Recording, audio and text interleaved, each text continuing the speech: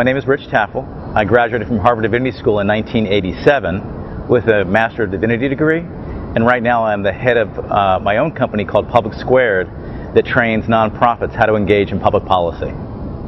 It's really hard to even say how dramatic my Harvard relationships have been.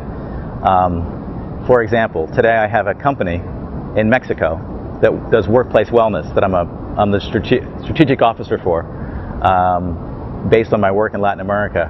My business partner there is somebody who I met who was in Harvard College on the advisory board of Memorial Church.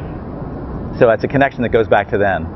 I've worked in education reform here in Washington with one of the leading groups called College Summit, the founder of which, J.B. Schramm, is somebody I met at Harvard Divinity School.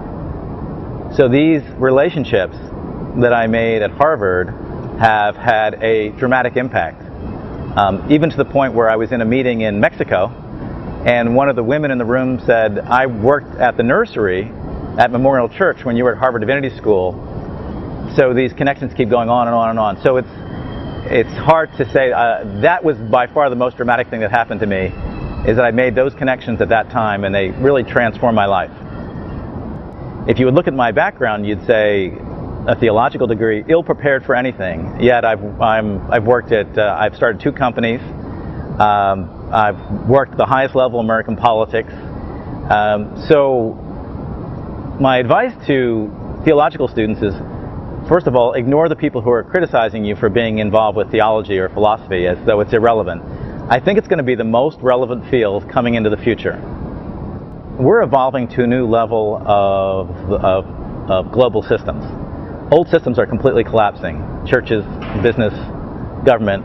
It's going to be dramatic in their lifetime. One of my experiences is that we're also going to be evolving to a higher level of consciousness.